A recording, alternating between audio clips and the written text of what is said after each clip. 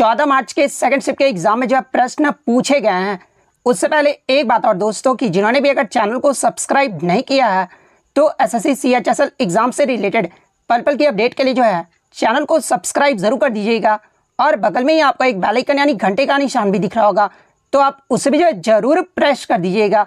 तो चलिए वीडियो को स्टार्ट करते हैं। तो आज का जो आपका पहला क्वेश्चन आया था कि पटना में पत्थर की मस्जिद का जो निर्माण है ना, ये किसने करवाया था। तो देखिए, पटना में पत्थर के मस्जिद का जो निर्माण है ना, ये मुगल सम्राट जहांगीर के बेटे परवेज शाह के द्वारा 1621 ईस्वी में करवाया गया था। तो परवेज शाह आपका यहाँ पे करेक्ट आंसर होगा। नेक्स्ट क्वेश्चन आपका यहाँ पर आता है कि विच season is called a transition season, यानी किस मौसम को जो है संक्रमण ऋतु जो है वो कहा जाता है। तो देखिए, ये जो आपका रिट्रीटिंग जो मानसून होता है ना, यानी जो आपका पीछे हटने वाले जो मानसून होते हैं जो कि आपके अक्टूबर और नवंबर के महीने में आते हैं, इसे ही जो है आपका संक्रमण ऋतु यानी ट्रांजिशन सीजन जो वो कहा जाता है। तो रिट्रीटिंग मानसून आपका यहाँ पे करेक्ट आंसर होगा। अगर मंथ दिया गया होगा ऑप्शन में तो फिर आपका अक्टूबर नवंबर महीना जो है करेक्ट आंसर होगा। नेक्स्ट क्वेश्चन आपका यहाँ पर आता है कि गोदावरी की जो है सहायक नदी पूछी गई थी। तो देखिए, गोदावरी नदी का जो प्रमुख सहायक नदियां है ना, ये आपका मंजीरा, पेनगंगा, वर्धा और इंद्रावती है। तो आपके ऑप्शन में जो है इंद्रावती दिया गया था, तो इंद्रावती आपका यहाँ पे करेक्ट आंसर होगा। इसके अलावा मैं आपको बता दूं कि ये जो आपका गोदावरी नदी है ना, ये आपका महाराष्ट्र के नासिक जिले में जो है त्र्यंबकेश्वर से जो है ये आपका निकलता है। और गोदावरी नदी ये जो है कहाँ पर गिरता है, तो ये आपका बंगाल की खाड़ी में जो है जाकर गिरता है। तो ये फैक्ट भी आपको ध्यान में रखना है। इसके अलावा ये जो आपका गोदावरी नदी है ना, ये महाराष्ट्र, आंध्र प्रदेश, छत्तीसगढ़ और तेलंगाना में जो है ये आपका बहता है। और ये जो आपका नासिक जो शहर है ना, ये आपका गोदावरी नदी के तट पर जो है स्थित है। इसके अलावा एग्जाम में एक प्रश्न और बनता है कि दक्षिण गंगा के रूप में ये जो है किस नदी को जाना जाता है। तो देखिए, दक्षिण गंगा के रूप में जो है ये आपका गोदावरी नदी को जाना जाता है। इसके अलावा अगर एग्जाम में पूछा जाए कि दक्षिण भारत की गंगा के रूप में ये जो है किस नदी को जाना जाता है, तो देखिए दक्षिण भारत की गंगा के रूप में जो है ये आपका कावेरी नदी को जाना जाता है। तो ये फैक्ट भी आपको ध्यान में रखना है। नेक्स्ट क्वेश्चन आपका यहाँ पर था कि कैलाश सत्यार्थी जी को नोबेल पुरस्कार जो है ये किस क्षेत्र में दिया गया था।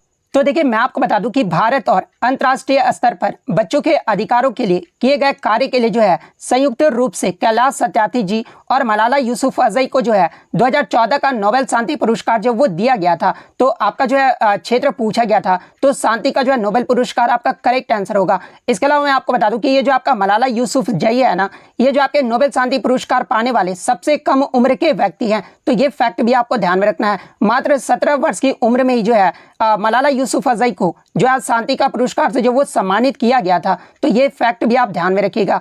नेक्स्ट क्वेश्चन आपका यहाँ पर आता है कि राज्यसभा के गठन का जो प्रावधान है ना, ये किस अनुच्छेद में वर्णित है। तो देखिए, मैं आपको बता दूं कि अनुच्छेद 80 जो है राज्यसभा के गठन का जो वो प्रावधान करता है। तो अनुच्छेद 80 आपका यहाँ पे करेक्ट आंसर होगा।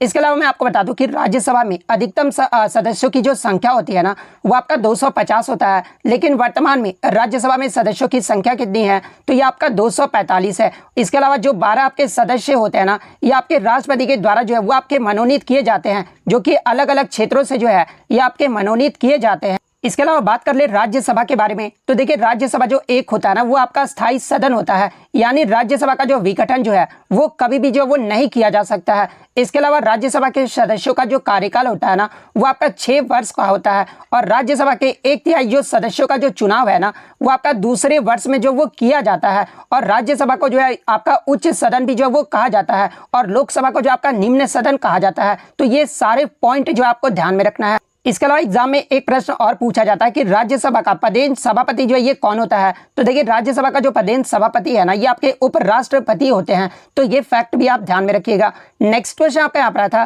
कि water that is found underground in the cracks and spaces in soil and rocks is called, यानी वह जल जो भूमि के नीचे चट्टानों की दरार और रिक्त स्थानों में पाया जाता है, उसे जो है क्या कहा जाता है। तो देखिए, ऐसे जल जो भूमि के नीचे चट्टानों की दरार और रिक्त स्थानों में पाए जाते हैं, इसे जो है ग्राउंड वाटर यानी भूजल जो है वो कहा जाता है। तो भूजल आपका करेक्ट आंसर होगा।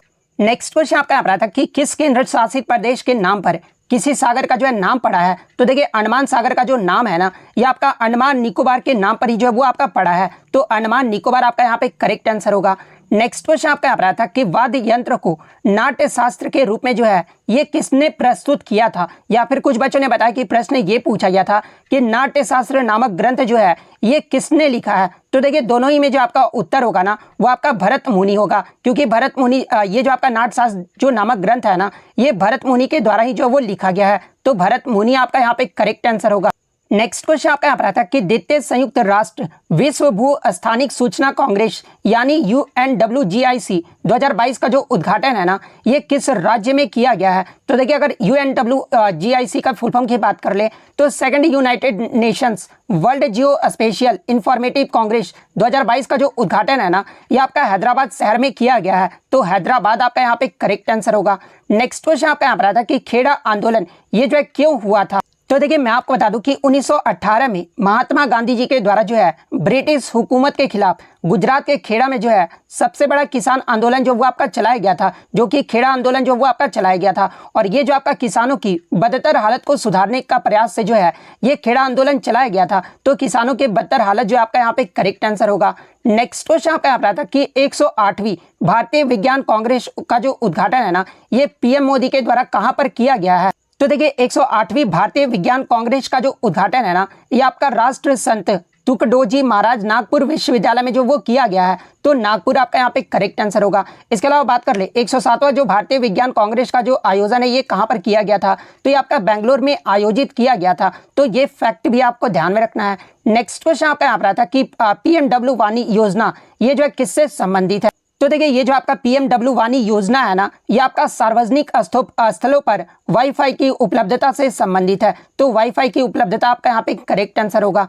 नेक्स्ट क्वेश्चन आपका यहाँ था कि 2032 का ग्रीष्मकालीन ओलंपिक यानी जो समर ओलंपिक्स है ना ये कहाँ पर आयोजित किया जाएगा। तो देखिए 2032 का जो समर ओलंपिक्स है ना ये आपका ऑस्ट्रेलिया के ब्रिस्बेन में आयोजित किया जाएगा। तो ब्रिस्बेन आपका यहाँ पे करेक्ट आंसर होगा। इसके अलावा बात कर ले 2024 का जो आपका ओलंपिक होगा समर ओलंपिक्स ये कहाँ पर आयोजित किया जाएगा। तो ये आपका पेरिस फ्रांस में आयोजित किया जाएगा। तो ये फैक्ट भी आपको ध्यान में रखना है। इसके अलावा बात कर ले 2020 का जो आपका ओलंपिक हुआ है यानी जो आपका ग्रीष्मकालीन ओलंपिक हुआ है ये कहाँ पर आयोजित किया गया था। तो देखिए 2020 के ग्रीष्मकालीन ओलंपिक की बात कर ले तो ये आपका टोक्यो जापान में 2021 में आयोजित किया गया था, क्योंकि कोविड-19 का उस समय बहुत ज्यादा प्रभाव हो रहा था इसलिए 2021 में आयोजित किया गया था।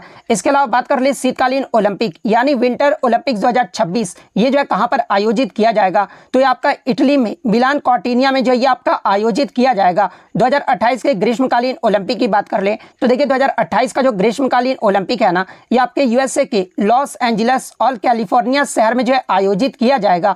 तो ये सारे फैक्ट जो आपको ध्यान में रखना है। नेक्स्ट क्वेश्चन आपका यहाँ पर था कि 2022 फीफा अंडर 17 महिला विश्व कप इसका जो पहला मैच है ना ये मोरक्को और किस देश के बीच जो है वो खेला गया था। तो देखिए मैं आपको बता दूं कि फीफा अंडर 17 महिला विश्व कप का जो 7वें संस्करण की जो शुरुआत है ये आपका 11 अक्टूबर 2022 को भुवनेश्वर के कलिंगा स्टेडियम में हुआ था। और इसका जो शुरुआती मैच यानी जो पहला मैच है ना ये आपका मोरक्को और ब्राजील के बीच जो वो खेला गया था, जिसमें मोरक्को ने जो ब्राजील को हरा दिया था। तो मोरक्को आपका क्वेश्चन में दिया गया था और किसके बीच हुआ था तो ब्राजील के बीच हुआ था। तो ब्राजील आपका यहाँ पे करेक्ट आंसर होगा। इसके अलावा मैं आपको बता दूं कि फीफा अंडर 17 2022 जो है ये कहाँ पर आयोजन किया गया था इसका। तो ये आपका भारत में आयोजित किया गया था। और भारत में ये कितने स्थानों पर आयोजित किया गया था तो भारत के 3 स्थानों पर जो ये आपका आयोजित किया गया था। और भारत जो अपना पहला मैच किसके खिलाफ खेला था तो देखिए भारत जो अपना पहला मैच जो है ना ये आपका USA के खिलाफ खेला था और USA ने जो है भारत को 8-0 से हरा दिया था। तो ये फैक्ट भी आपको ध्यान में रखना है। इसके अलावा बात कर ले इसके विजेता टीम के बारे में तो देखिए 2022 का जो विजेता है ना ये आपका स्पेन रहा है, जो कि दूसरा खिताब जीता है। यानी 2018 का भी जो आपका अंडर 17 फीफा विश्व कप हुआ था उसका भी जो विजेता रहा था ये आपका स्पेन देश रहा था। रनर अप की बात कर ले तो ये आपका कोलंबिया देश रहा है। तो इतने फैक्ट जो आपको ध्यान में रखना है। नेक्स्ट क्वेश्चन आपका यहाँ पर था कि digestion of starch start from which organ of digestive system यानी स्टार्च का जो पाचन है ना ये पाचन तंत्र के किस अंग से जो ये आपका शुरू होता है। तो देखिए स्टार्च का जो पाचन है ना ये पाचन तंत्र के ये जो आपका मुख यानी मुंह से जो ये आपका शुरू होता है और समाप्त कहाँ पर होता है तो ये आपका छोटी आंत